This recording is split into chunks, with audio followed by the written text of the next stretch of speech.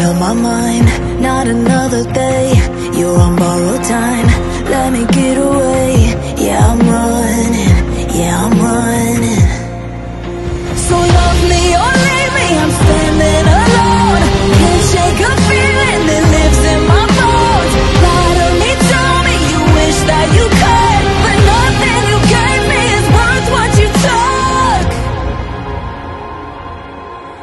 Cause baby, when I'm gone for good.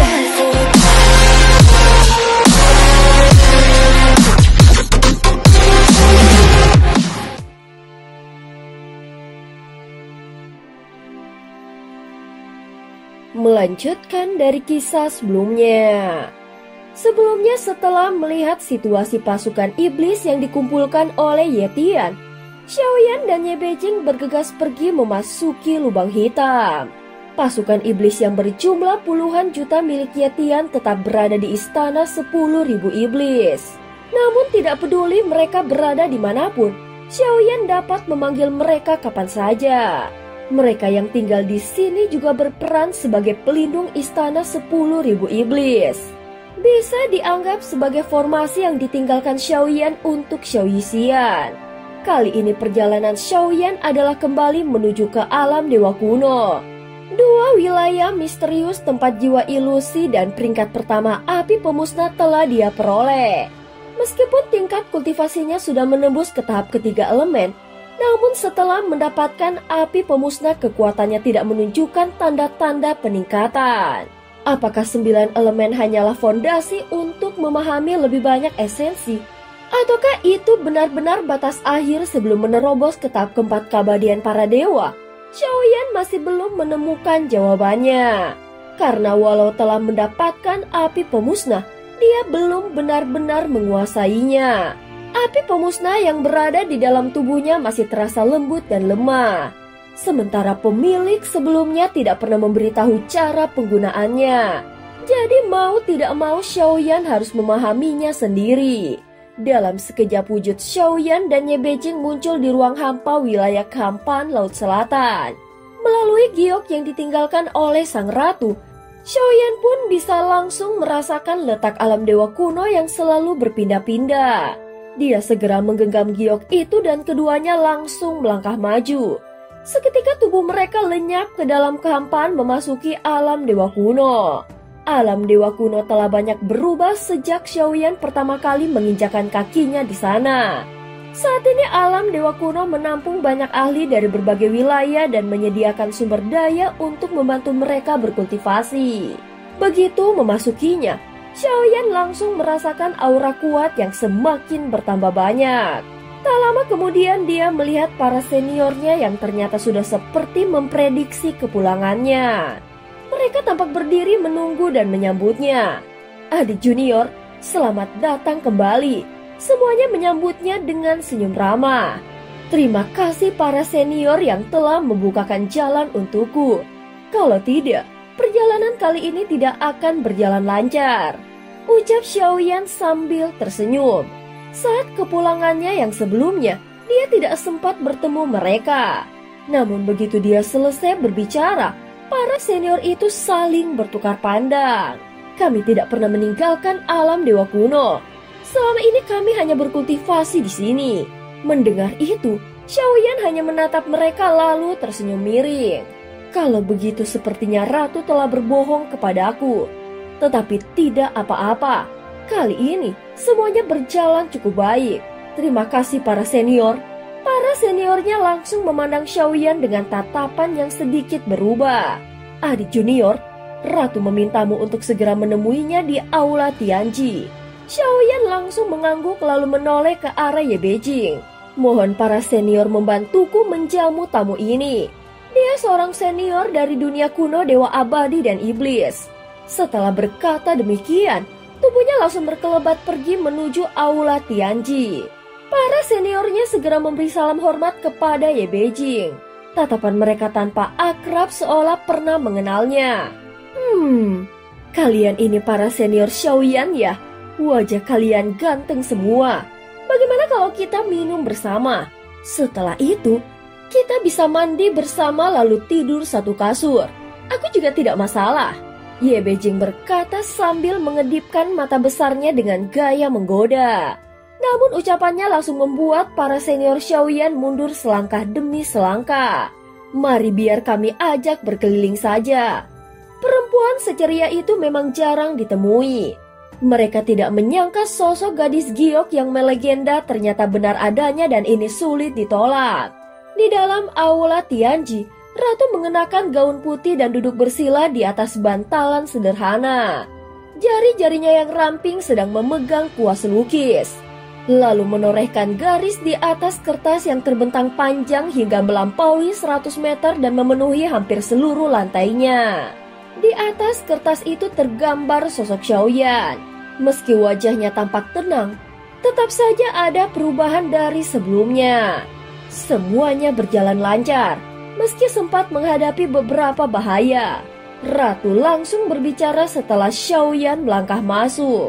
Xiaoyan hanya mengangguk dan melangkah mendekati Ratu lalu memberi salam hormat. Lukisan ini kubuat untukmu, tetapi untuk menyelesaikannya, masih butuh waktu beberapa hari lagi, ucap sang Ratu sambil terus melukis. Xiaoyan memandangi wajah serius Ratu dan sedikit mengangguk. Dari sudut ini, kecantikan Ratu benar-benar memukau. Ratu, langkah apa yang akan kita ambil selanjutnya? Sejak awal Xiaoyan tidak pernah mengendurkan kewaspadaannya. Dia tahu kekalahan Taisu hanya bersifat sementara, bahkan lebih mirip sebuah strategi. Dia bahkan tidak benar-benar mengetahui apa yang sedang direncanakan Taisu. Apakah Sukiante yang katanya bekerja sama dengan kita benar-benar bisa dipercaya? Apakah Suzu itu memang raja sejati dari Taisu?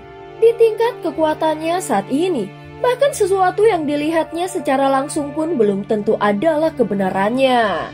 Bagaimanapun, apa yang Taisu pikirkan jauh lebih rumit daripada yang bisa dia bayangkan. Tidak perlu terlalu cemas jika tidak ada perubahan besar. Hanya dengan mengandalkan kekuatan Taisu untuk menembus penghalang dunia sensi saja, sudah membutuhkan waktu ribuan tahun. Belakangan ini mereka bahkan memperlambat kerusakannya. Ratu berbicara dengan tenang sambil terus melukis. Aku masih belum memahaminya. Bagaimana mungkin Taisu berniat menyerang dunia sensi dan apa rencana mereka yang sebenarnya? Bisakah Ratu menjelaskannya secara rinci? Mendapatkan jawaban Ratu, Xiaoyan segera menanyakan hal yang mengganggu pikirannya. Seketika Ratu menghentikan sapuan kuasnya lalu mengangkat kepalanya dan memandang Xiaoyan dengan tatapan yang indah namun penuh kewaspadaan. Pertempuran nanti mungkin akan dimulai dari pihak kita yang melakukan serangan balasan. Persiapan sudah dilakukan.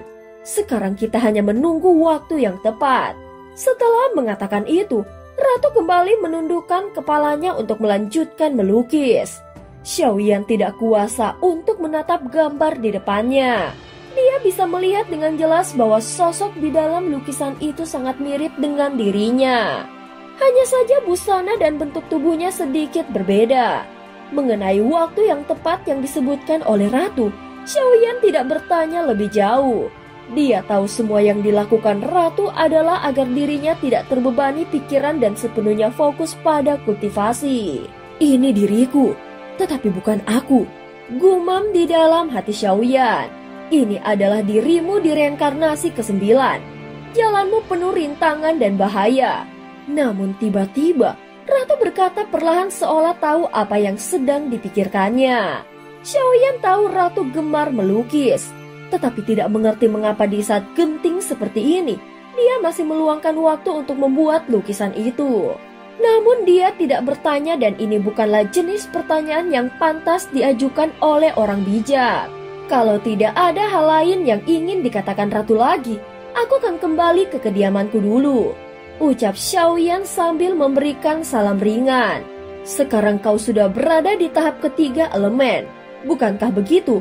Ratu kembali bertanya dan Xiaoyan mengangguk. Sepertinya kekuatannya memang selalu berada dalam pengawasan Ratu. Benar, setelah mendapatkan api pemusnah, kekuatanku tidak meningkat. Bahkan tidak ada tanda-tanda menerobos ke tahap keempat. Xiaoyan berkata dengan tidak berdaya. Namun Ratu masih tenang saat mendengar kata-katanya. Itu karena energi untuk menerobos batas bukan berasal dari dunia sensi. Raja Tianzang telah pergi ke dunia gunung dan lautan. Kau juga harus ke sana untuk menerobos tahap keempat. Ratu berkata dengan santai sehingga membuat Xiaoyan tertegun. Haruskah aku meninggalkan dunia sensi lagi? Sebenarnya dia enggan meninggalkan sensi. Terakhir kali dia meninggalkan sensi, Ratu sempat ditangkap oleh Taisu. Meskipun dia tahu itu adalah bagian dari rencana Ratu itu sendiri, tetap saja itu membuatnya khawatir. Dunia gunung dan lautan sekarang sedang dilanda kekacauan. Jika kau bisa membantu mereka, kita bisa menarik lebih banyak kekuatan ke pihak kita. Itu adalah tujuan utamamu kali ini. Ratu menatapnya dengan lembut, namun ucapannya penuh kekuatan. Jika ingin terus maju, kau butuh lebih banyak energi nasib baik dan aura keberuntungan. Apa yang bisa kau ambil maka ambillah. Apa yang perlu kau rebut maka rebutlah. Di dunia sensi, perebutan sumber daya adalah hal yang tidak terhindarkan. Namun yang diperebutkan bukan hanya energi dan keberuntungan, tetapi juga diri sendiri. Bagaimanapun, jalan menuju puncak akan semakin sulit. Dan pada saat ini, setelah mendengar kata-kata dari Ratu, Xiaoyan hanya bisa terdiam. Dan cerita pun berakhir. Terima kasih udah dengerin Mihu dari awal sampai akhir ya. Sampai jumpa.